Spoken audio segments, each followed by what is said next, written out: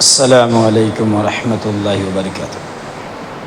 ان الحمد للہ نحمده ونستعینه ونستغفر ونعوذ باللہ من شرور انفسنا ومن سیئات اعمالنا من يهد الله فلا مضل له ومن يضلل فلا هادي له وأشهد أن لا إله إلا الله وحده لا شريك له وأشهد أن محمدًا عبده ورسوله أما بعد فإن خير الحديث كتاب الله وخير الهدي هدي محمد صلى الله عليه وسلم وشر الأمور محدثاتها وكل محدثة بدعة وكل بدعة ضلالة وكل ضلالة في النار فأعوذ بالله من الشيطان الرجيم بسم الله الرحمن الرحيم يا أيها الذين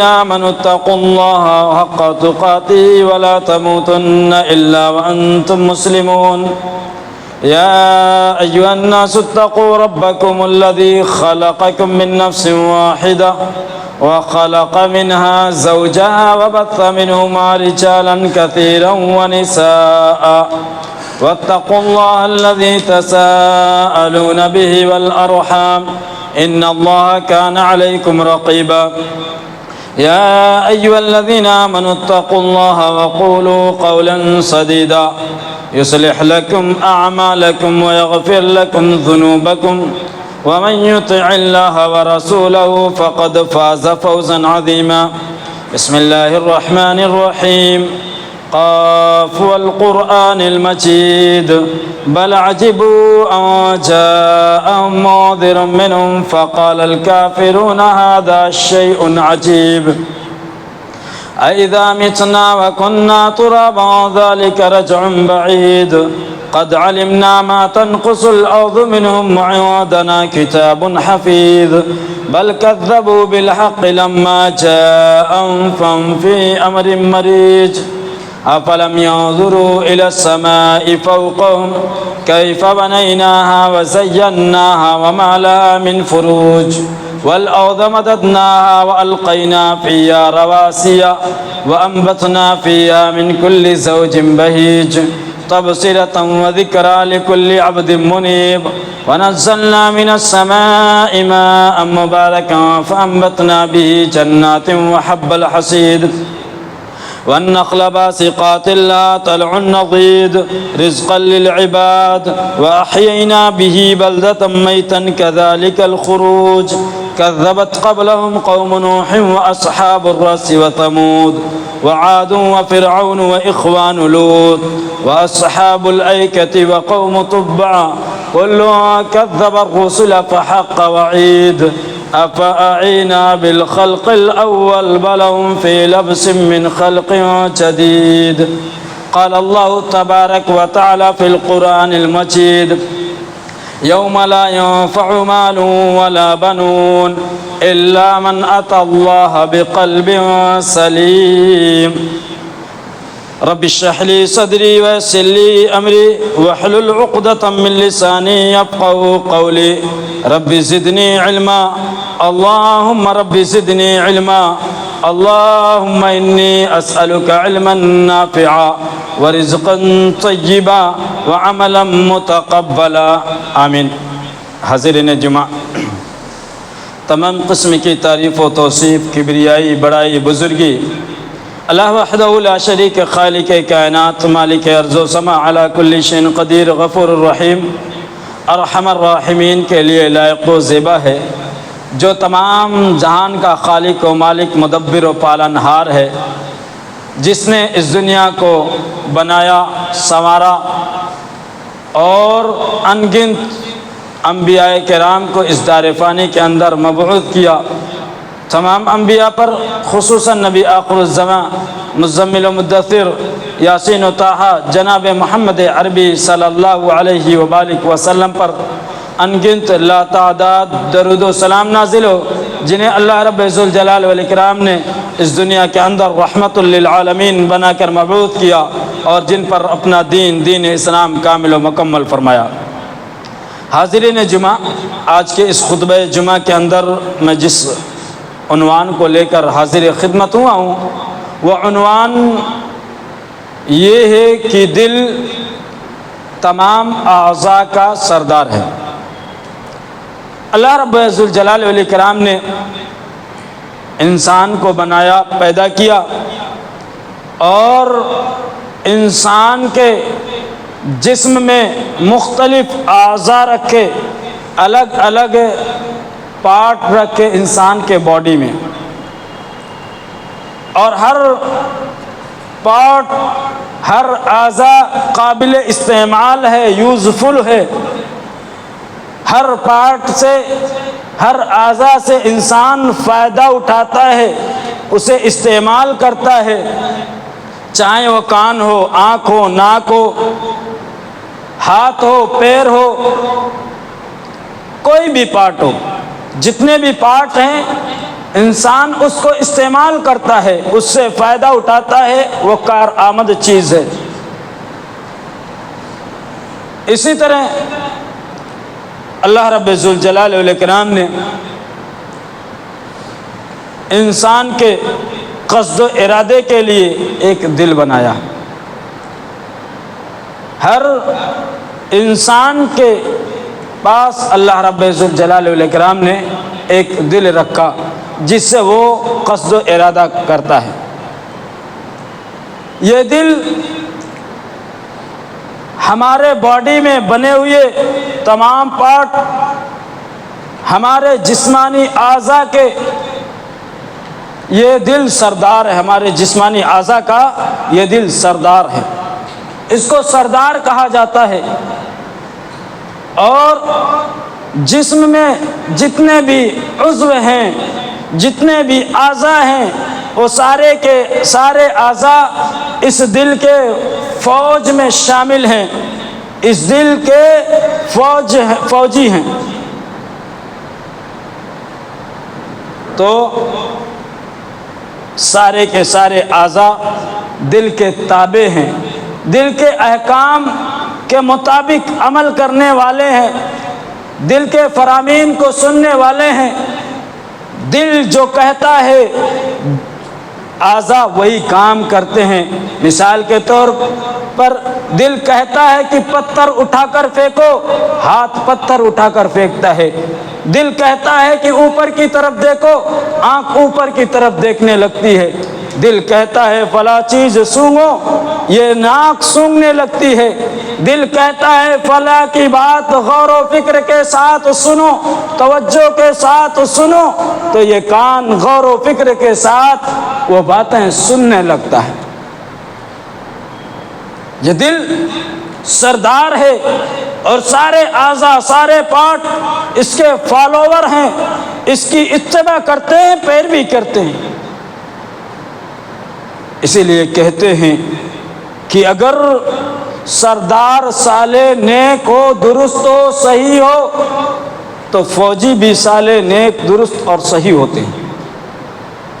لیکن اگر سردار گڑبڑ ہو، سردار غیر صالح ہو، سردار کے اندر نیکی نہ پائی جاتی ہو، سردار کے اندر فتنہ و فساد ہو، سردار فاسق و فاجر ہو، تو اس کے فوجی بھی اسی طرح برائیوں کا ارتکاب کرنے والے، فاسق و فاجر، گناہوں میں لت پت، گناہوں میں ملوث ہوتے ہیں۔ اور اللہ رب ذوالجلال والاکرام کو جو دل پسند ہے، وہ دل ہے کہ جو مطیع و فرما بردار ہو، اللہ کا، اللہ کی اطاعت کرنے والا ہو، رسول کی اطاعت کرنے والا ہو۔ ایسا دل کارآمد ہے، ایسا دل کامیابی والا دل ہے۔ اللہ رب العالمین نے قرآن مجید کے اندر ارشاد فرمایا یوم لا ينفع مال ولا بنون الا من اتى اللہ بقلب سلیم۔ اور لوگوں، وہ دن ایسا دن ہوگا جس دن کسی کو نہ اس کا مال فائدہ پہنچائے گا اور نہ ان کے اولاد فائدہ پہنچائیں گے۔ اس دن مال و اولاد کسی کے کام آنے والے نہیں۔ ہاں، الا من اتى اللہ بقلب سلیم، مگر وہ شخص جو اللہ رب ذوالجلال والاکرام کے پاس آئے اور اللہ رب ذوالجلال والاکرام کے پاس اس حالت میں آئے کہ وہ صحیح سالم درست دل لے کر آئے، وہ دل فائدہ پہنچائے گا۔ اس دن کامیاب ہونے والا وہ شخص ہوگا جو شخص صحیح سالم درست دل لے کر آئے گا۔ اسی طرح اللہ کے حبیب صلی اللہ علیہ وسلم نے فرمایا کہ وَإِنَّ فِي الْجَسَدِ مُضْغَةً، اور لوگوں جسم میں ایک گوشت کا لوتھڑا ہے۔ وَإِنَّ فِي الْجَسَدِ مُضْغَةً، جسم کے اندر ایک گوشت کا ٹکڑا ہے، ایک گوشت کا لوتھڑا ہے۔ اذا صلحت صلح لها سائر الجسد، جب وہ گوشت کا لوتھڑا، وہ گوشت کا ٹکڑا صحیح ہوتا ہے، درست ہوتا ہے، نیک ہوتا ہے، صالح ہوتا ہے، تو صلح لها سائر الجسد، تو اس کے لیے سارے اعضاء درست ہوتے ہیں، جسم کے سارے پارٹ صالح ہوتے ہیں، صحیح ہوتے ہیں، درست ہوتے ہیں۔ وَإِذَا فَسَدَتْ، اور جب وہ غیر صالح ہو، جب وہ فسادی ہو، تو فسد الجسد کلہ، تو جسم کے سارے اعضاء فسادی ہوتے ہیں، جسم کے سارے اعضاء فسادی ہوتے ہیں اگر وہ فسادی ہو۔ اور فرمایا الا وہی القلب، لوگوں سن لو وہ دل ہے، وہ دل ہے، قلب ہے، قلب۔ عربی میں دل کو قلب بولتے ہیں۔ قلب دو طرح کا آتا ہے، ایک چھوٹے کاف سے آتا ہے، وہ قلب کے معنی ہوتا ہے کتا، اور ایک بڑے قاف سے آتا ہے جس کا معنی جو ہوتا ہے قلب، جس کا معنی ہوتا ہے دل۔ دونوں ایک ہی طرح پڑھا جاتا ہے، لیکن ایک کا معنی ہوتا ہے کتا، دوسرا کا معنی ہوتا ہے دل۔ تو قلب یہ عربی لفظ ہے جو دل کے لیے بولا جاتا ہے۔ اللہ کے رسول صلی اللہ علیہ وسلم نے فرمایا وہ گوشت کا لوتھڑا دل ہے کہ اگر صحیح ہو، سالم ہو، درست ہو، جو جسم کے سارے اعضاء درست، اور اگر وہ فسادی ہو تو جسم کے سارے اعضاء فسادی۔ اس سے پہلے اللہ کے رسول صلی اللہ علیہ وسلم نے اسی حدیث میں فرمایا کہ حلال بھی واضح ہے، حرام بھی واضح ہے، اور حلال اور حرام کے درمیان جو چیز ہے وہ مشتبہ چیز ہے، شکوک و شبہات والی چیز ہے، شک میں ڈالنے والی چیز ہے۔ اور فرمایا کہ جو چیز شکوک و شبہات میں ڈالے نا، اس سے پرہیز کرو، بچو۔ جو شخص شکوک و شبہات والی چیز سے بچ جائے گا وہ اپنے دین کو بھی بچا لے گا، اپنی عزت کو بھی بچا لے گا۔ لیکن اگر کوئی شخص ایسا کام کرے جو شک میں ڈالنے والا ہو، شکوک میں ڈالنے والا ہو، اس میں وہ واقع ہو جائے، تو اس بات کا مکمل امکان ہے کہ وہ حرام کاموں کا مرتکب ہو جائے گا، حرام کام کا ارتکاب کرنے والا ہوگا، جہاں اس کا دین بھی جاتا رہے گا، اس کی عزت بھی جاتی رہے گی۔ اس کے بعد فرمایا ان ساری چیزوں کا دار و مدار اسی دل پر ہے۔ یہی دل ارادہ کرتا ہے، یہی دل قصد کرتا ہے تو آدمی شک و شبہات والی چیز میں بھی پڑ جاتا ہے، اور یہی دل شک میں رہتا ہے کہ فلاں کام کروں یا نہ کروں، صحیح ہے کہ درست صحیح نہیں ہے۔ جب وہ شک و شبہات والی چیز ہو جس کے بارے میں حلال و حرام کے بارے میں نہ آیا ہو، تو ایسی چیز کو چھوڑ دینا بہتر اور صحیح ہے، ورنہ آدمی فتنہ و فساد میں پڑ جائے گا۔ اور بہت سارے لوگ ہوتے ہیں کہ شکوک و شبہات میں پڑتے ہیں، شہوات ان پر غالب آ جاتی ہے، وہ اپنی نفسانی خواہشات کی اتباع کرتے ہیں، پیروی کرتے ہیں، ان کی نفسانی خواہشات غالب آتی ہے اور آدمی ایسے کاموں کا مرتکب ہو جاتا ہے، اور مرتکب ہونے کے بعد گناہوں کے دلدل میں پھنس جاتا ہے۔ حرام کام کا ارتکاب کر بیٹھتا ہے۔ اللہ کے حبیب صلی اللہ علیہ وسلم نے فرمایا کہ لا یستقیم ایمان عبد حتی یستقیم قلبہ ولا یستقیم قلبہ حتی یستقیم لسانہ۔ او لوگوں، کہا اللہ کے رسول صلی اللہ علیہ وسلم نے فرمایا کہ کسی بھی بندے کا ایمان درست نہیں ہو سکتا۔ لا یستقیم ایمان عبد، کسی بھی بندے کا ایمان درست نہیں ہو سکتا، صحیح نہیں ہو سکتا، مکمل نہیں ہو سکتا، اچھا نہیں ہو سکتا، حتی یستقیم قلبہ، یہاں تک کہ اس کا دل درست ہو جائے، صحیح ہو جائے۔ اور فرمایا ولا یستقیم قلبہ، اور کسی کا دل بھی درست نہیں ہو سکتا، صحیح نہیں ہو سکتا، حتی یستقیم لسانہ، یہاں تک کہ اس کی زبان صحیح ہو جائے، درست ہو جائے۔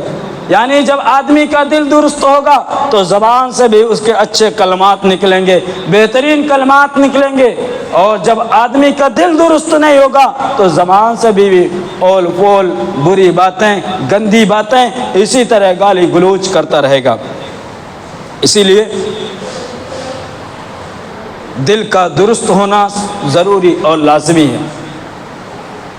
اور یہ دل ایمان کی جائے قرار ہے۔ یہ دل ایمان کا محل ہے، جہاں ایمان رچتا ہے، بستا ہے، جہاں ایمان پیوست ہوتا ہے، جہاں ایمان اپنی جگہ بنائے رہتا ہے، یہی دل ہے، وہ دل جگہ ہے جہاں ایمان پیوست ہوتا ہے۔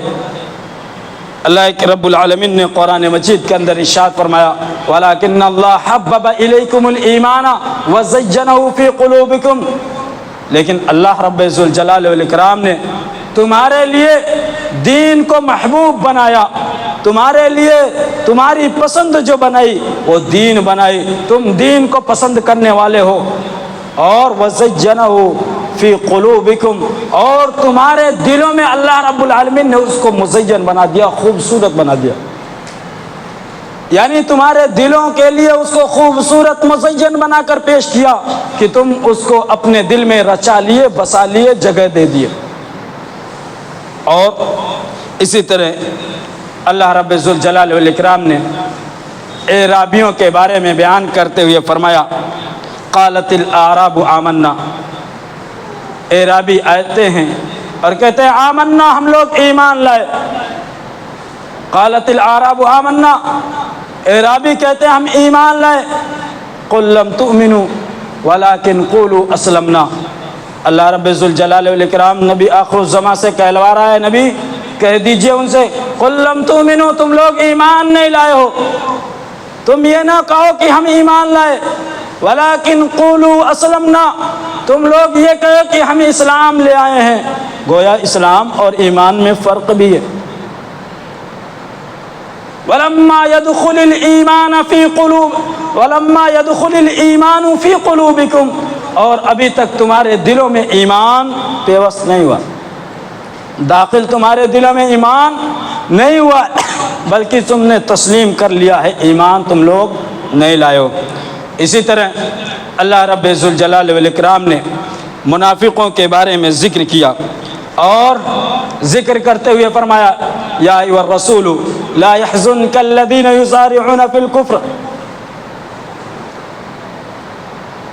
اے اللہ رب العالمین نے نبی آخر الزمان سے کہا اے رسول لا يحزنك الذين يسارعون في الكفر، وہ لوگ جو لوگ کفر میں جلد بازی کرتے ہیں، جو لوگ کفر کی طرف بھاگے ہوئے جا رہے ہیں، وہ تمہیں غمگین نہ کریں۔ یسارعون فی الکفر من الذین آمنوا، ان لوگوں میں سے جو لوگ یہ کہتے ہیں کہ ہم ایمان ہیں، من الذین آمنوا بافواہہم ولم تؤمن قلوبہم، ان لوگوں میں سے جو لوگ یہ کہتے ہیں کہ ہم لوگ ایمان لے آئے، اپنی زبان سے کہتے ہیں، من الذین آمنا بافواہہم ولم تؤمنوا قلوبہم، وہ لوگ جو زبان سے تو کہتے ہیں، اپنی زبان سے کہ ہم لوگ ایمان لے آئے، لیکن ان کے دل ایمان والے نہیں، ان کے دل ایمان والے نہیں۔ کہا اللہ کے رسول صلی اللہ علیہ وسلم سے کہ ان کی بات تمہیں غم میں نہ ڈالے، وہ جو کفر کی طرف جلد بازی کرتے ہیں، کیونکہ حقیقت میں وہ ایمان لانے والے نہیں۔ انہوں نے زبانی دعویٰ کیا اور دل سے وہ ایمان لانے والے نہیں۔ ایک بات اور یہاں پتہ چلی، وہ یہ کہ جب تک ایمان دل میں جاگزین نہ ہو جائے اور اس کے مطابق ہم عمل پیرا نہ ہو جائیں، کام نہ کرنے لگے، تب تک ہم ایمان والے نہیں ہو سکتے۔ ویسے تو منافقین بھی یہ دعویٰ کرتے تھے ہماری طرح، آج ہم اللہ سے محبت کا دعویٰ کرتے ہیں، ہم محبت رسول کا دعویٰ کرتے ہیں، لیکن ذرا بھی ایمان ہمارے اندر نہیں۔ آج جب آئی لو محمد کی بات آتی ہے تو لوگ بینر پوسٹر لے کر سڑکوں پر جاتے ہیں، لاٹھیاں کھاتے ہیں، ڈنڈا کھاتے ہیں، دکھاوا کرنے کے لیے۔ اگر اتنا آئی لو محمد والے ہوتے تو اذان سن کر مسجد میں آتے۔ یہی اگر آئی لو محمد والے ہوتے تو نبی کا فرمان سن کے اپنا چہرہ داڑھیوں سے منور رکھتے۔ اگر یہی آئی لو محمد والے ہوتے تو ہر سنت پر عمل پیرا ہونے والے ہوتے، کفر و شرک و بدعات کو چھوڑ دیتے۔ لیکن ساری بدعات، ساری خرافات، ساری بے ایمانی ہم کرے بیٹھے، نماز ایک وقت کے نہیں پڑھتے۔ آئی لو محمد والے ہیں، یہ کیسا آئی لو محمد ہے کہ نماز کے لیے اذان ہو، حی علی الصلاۃ حی علی الفلاح، وہ نماز جس کے بارے میں اللہ کے رسول صلی اللہ علیہ وسلم نے فرمایا میرے آنکھوں کی ٹھنڈک نماز ہے، وہ نماز جو دنیا سے جاتے ہوئے نبی آخر الزماں کہہ رہے تھے الصلاۃ الصلاۃ، لوگوں نماز کو قائم کرنا، لوگوں نماز کو نہ بھولنا، لوگوں نماز کو نہ چھوڑنا۔ آج اس نماز کو مسلمان چھوڑے بیٹھا ہوا ہے، آئی لو محمد کا پوسٹر لے کے چل رہا ہے۔ اگر زبانی دعویٰ سے کوئی ایمان والا ہوتا، اگر زبانی دعویٰ سے کوئی جنتی ہوتا تو منافقین بھی زبانی دعویٰ کرتے تھے، منافقین بھی کلمہ توحید، کلمہ شہادت کا زبان سے اقرار کرتے تھے، لیکن اس کے باوجود اللہ رب العالمین نے کہا ان المنافقین فی الدرک الاسفل من النار۔ وہ لوگوں سن لو، منافقین جہنم کے سب سے نچلے درجہ میں ہوں گے۔ وجہ کیا ہے؟ وہ زبانی دعویٰ کرتے تھے لیکن ان کا دعویٰ صرف زبان تک تھا، دل میں نہیں تھا۔ اسی لیے کہا نا اللہ رب العالمین نے تم صرف زبان سے کہتے ہو، تمہارے دل میں ایمان نہیں ہے۔ تو اس کے لیے دل میں ایمان کا جاگزی ہونا ضروری ہے، کیونکہ دل یہ ایمان کا محل ہے، جائے قرار ہے، دل میں ایمان رہتا ہے اور اس میں داخل ہونا ضروری اور لازمی ہے۔ میرے عزیزوں اور دوستو، اسی طرح دل یہ ہمارے جسم کا وہ عضو ہے کہ اللہ رب ذوالجلال والاکرام ہمارے جسم کے کسی اور پارٹ کی طرف نہیں دیکھتا، ہمارے جسم کے اور کسی عضو کی طرف، کسی اعضاء کی طرف نہیں دیکھتا، لیکن اللہ ہمارے دل کی طرف دیکھتا ہے۔ یعنی اللہ کی نظر کا جو مرکز ہے وہ ہمارا دل ہے۔ اللہ کے حبیب صلی اللہ علیہ وسلم نے فرمایا لا ينظر اللہ الى صورکم واموالکم ولکن ينظر الى قلوبکم واعمالکم۔ وہ لوگوں سن لو، اللہ رب ذوالجلال والاکرام نہ تمہارے چہروں کو دیکھتا ہے، نہ تمہاری خوبصورتی کو دیکھتا ہے، نہ تمہارے مال و دولت کو دیکھتا۔ اللہ یہ نہیں دیکھتا کون کتنا خوبصورت، کون کتنا اچھا ہے، بنانے والا تو اللہ، اور نہ اللہ یہ دیکھتا ہے کون کتنا مالدار ہے، اللہ یہ دیکھتا ہے کہ اس کا دل کیسا ہے، اس کے اعمال کیسے ہیں۔ وَلَكِنْ يَنْظُرُوا إِلَىٰ قُلُوبِكُمْ وَأَعْمَالِكُمْ، لیکن اللہ رب ذوالجلال والاکرام تمہارے دلوں کی طرف دیکھتا ہے اور تمہارے اعمال کی طرف دیکھتا ہے، اور جس پر اللہ کی نظر ہو اسے ہمیں درست کرنا سب سے پہلے ضروری اور لازمی۔ جس پر اللہ نظر رکھے ہم سب سے پہلے اس کو درست کریں، اس کو صحیح، سالم اور بہترین بنائیں۔ اسی طرح اعمال کی فضیلت جو ہے وہ دلوں کی فضیلت پر ہے۔ اعمال کی فضیلت یا اعمال کا تفاضل دلوں پر ہے، دلوں پر موقوف ہے۔ وہ کیسے؟ آدمی مختلف کئی لوگ ہوتے ہیں ایک ہی عمل کرتے ہیں، کئی لوگ ہوتے ہیں ایک ہی عمل کرتے ہیں، لیکن اجر و ثواب میں وہ ایک طرح کے نہیں ہوتے، وہ اجر و ثواب میں ایک طرح کے نہیں ہوتے۔ آئیے ایک پہلے حدیث سنیں، پھر اس کے بعد دیکھتے ہیں۔ مثال ہم نماز لے لیں، مثال ہم نماز لے لیں۔ اللہ کے رسول صلی اللہ علیہ وسلم نے فرمایا ان الرجل لینصرف وما کتب له الا عشر صلاته تسعها ثمنها سبعها سدسها خمسها ربعها ثلثها نصفها۔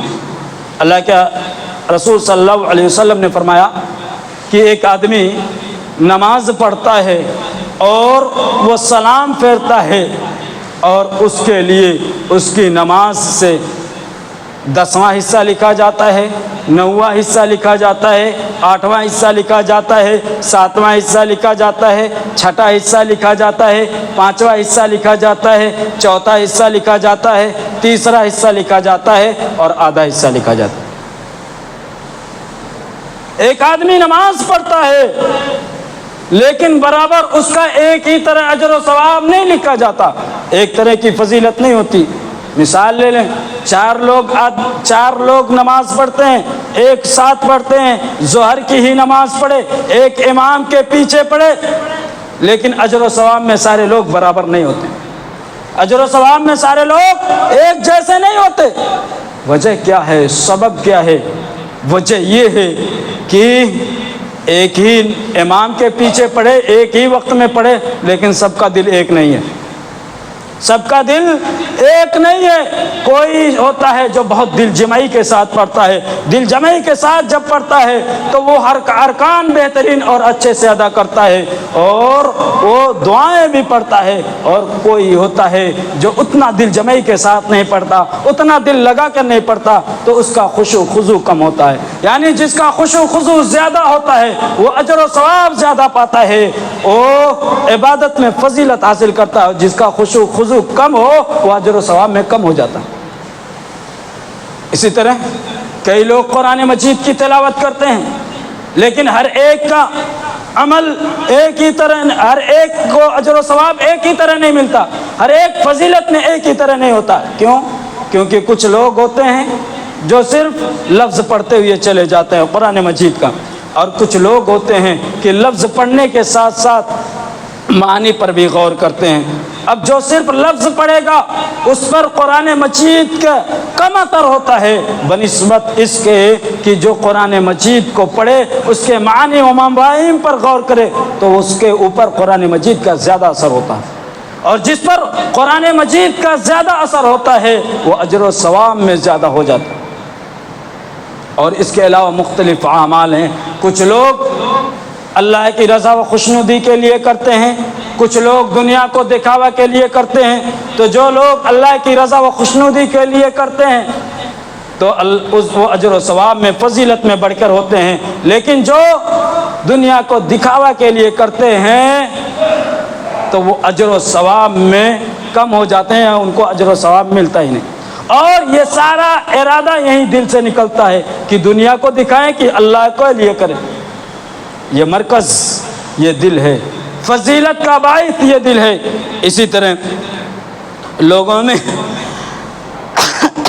سب سے افضل وہ شخص ہے جو دل کے اعتبار سے افضل ہو۔ آج ہم نے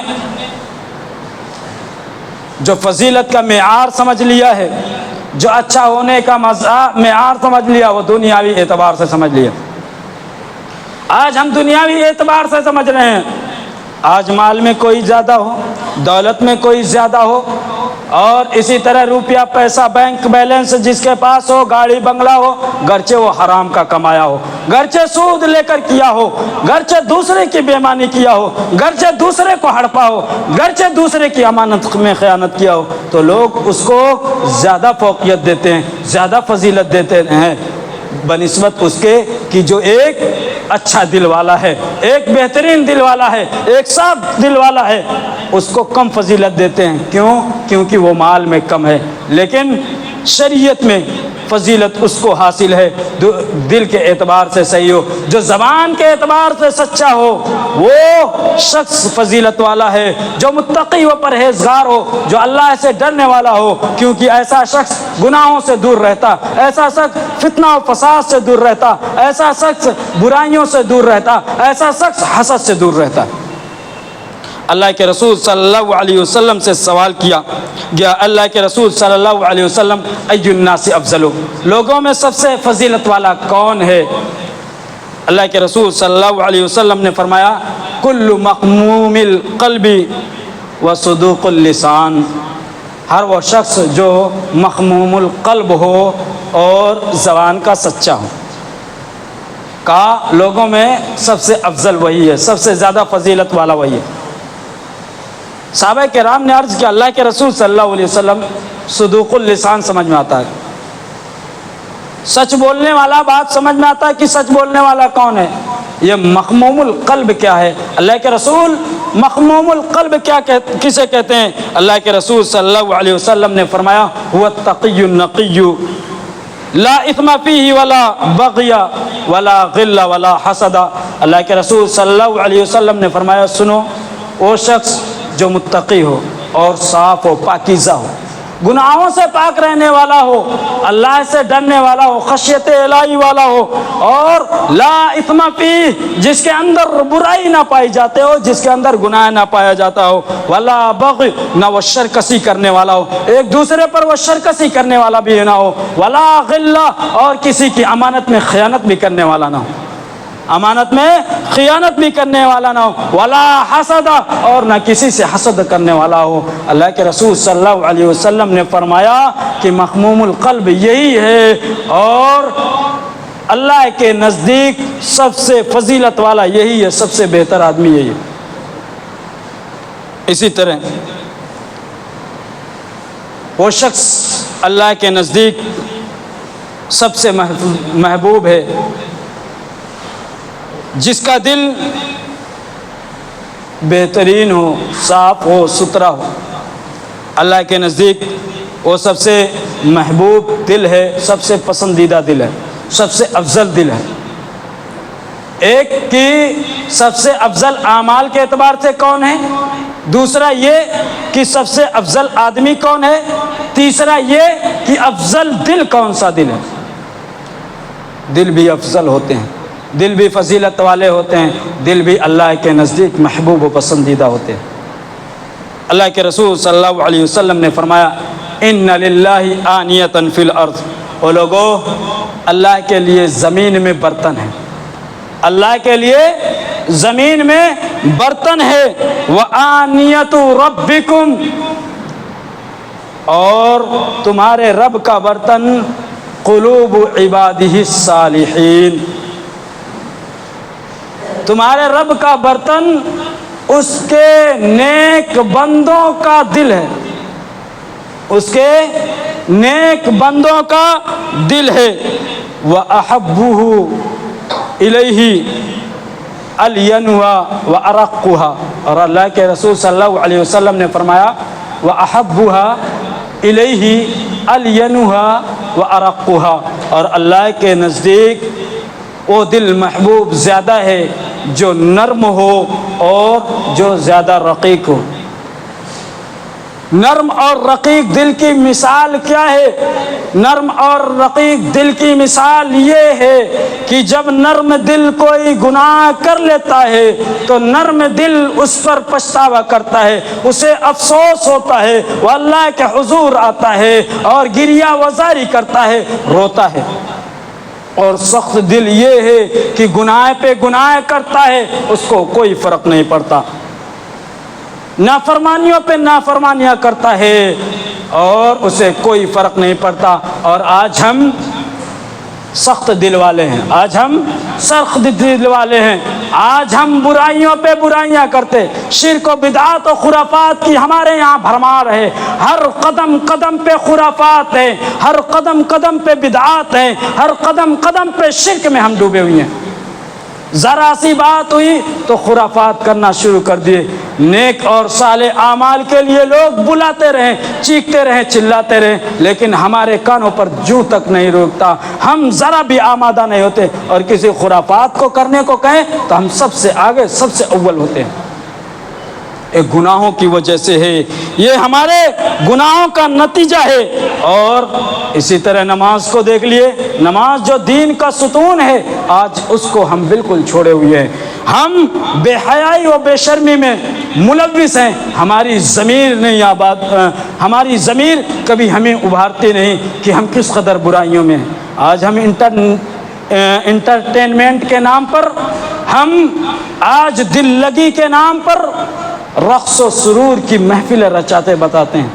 وہ شخص جو کل تک اپنے بیٹیوں کو, اپنے بچوں کو ناچ گانا سے بڑے دور رکھتے تھے, آج جب اس کا بیٹا کہیں ناچتا ہے, اس کی بیٹی کہیں ناچتی ہے, رقص کرتی ہے, کہیں وہ ڈانس کرتی ہے, تو ویڈیو بناتا ہے. آج ہم مسلمان ہیں, ویڈیو بناتے ہیں, پھر اسٹیٹس لگاتے ہیں, فلاں فنکشن میں میری بیٹی ڈانس کر رہی ہے, فلاں فنکشن میں میری بیٹی ناچ رہی ہے. اور ہم بے غیرت, ہماری غیرت مر چکی ہے, ہم بے غیرت ہیں اور مسلمان کہلا رہے ہیں. ہم اسلام سے کوسوں دور ہیں. اسلام کا ذرہ برابر ہمارے نہ اعمال میں ہے, نہ دل میں ہے, نہ دماغ میں. ہم مردہ دل ہو چکے ہیں, سخت دل ہو چکے ہیں, ہم بنی اسرائیل کی طرح ہو چکے ہیں کہ اللہ رب ذوالجلال والاکرام نے فرمایا ثم قست قلوبکم من بعد ذلك فهي كالحجارة او اشد قسوة وان من الحجارة لما يتفجر منه الانهار وان منها لما يشقق فيخرج منه الماء وان منها لما يهبط من خشية الله وما الله بغافل عما تعملون. اللہ رب العالمین کہہ رہا ہے اس دل, لوگوں کا دل ایسا سخت ہو گیا نا جیسے پتھر, لوگوں کا دل ایسا سخت ہو گیا ہے جیسے پتھر, اور پتھر سے بھی زیادہ سخت ہو گیا ہے, پتھر سے بھی زیادہ سخت ہو گیا ہے. اللہ رب العالمین نے مزید بتایا, کہا پتھر تو ایسا ہے نا کہ اس میں سے دریا بھی بہہ جاتی ہے, پہاڑوں سے دریا بہتی ہے. پتھر تو ایسا ہے کہ اس میں چشمے پھوٹتے ہیں, پانی نکل آتے ہیں. اور پتھر تو ایسا ہے کہ پہاڑ اللہ کی تجلی سے ریزہ ریزہ ہو جاتا ہے, لرز اٹھتا ہے, کانپ اٹھتا ہے. لیکن آج ہم اللہ کی آیتوں کو سنتے ہیں, قرآن مجید کو سنتے ہیں, اللہ کے احکامات کو سنتے ہیں, اللہ کے فرامین کو سنتے ہیں, لیکن ہمارا دل ذرا سا بھی نہیں لرزتا, ہمارے دل میں ذرا بھی کپ کپی نہیں آتی. آج ہم اتنا مردہ دل ہو گئے. اللہ رب العالمین نے یہی مثال بھی بیان کی, اور اللہ رب العالمین کہہ رہا ہے جو تم لوگ کر رہے ہو نا, اللہ اس سے غافل ہے. وما اللہ بغافل عما تعملون, کہا جو کچھ تم کر رہے ہو اللہ اس سے غافل نہیں, اللہ دیکھ رہا ہے, اللہ جان رہا ہے. بہرکیف انشاءاللہ العزیز مزید باتیں اور ہوتی رہیں گی.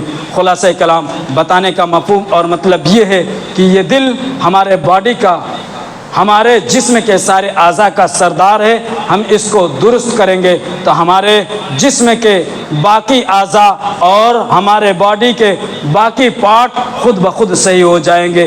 اس وقت ہم نیک اور صالح ہوں گے جب ہمارا دل درست ہوگا, جب ہمارے دل میں ایمان ہوگا, ورنہ نہ ہمارے ایمان کی کوئی گنتی ہوگی اور نہ ہم نیک و صالح بن پائیں گے. اللہ رب ذوالجلال والاکرام سے دعا ہے کہ اللہ العالمین ہمیں کہنے سننے سے زیادہ عمل کرنے کی توفیق عطا فرما.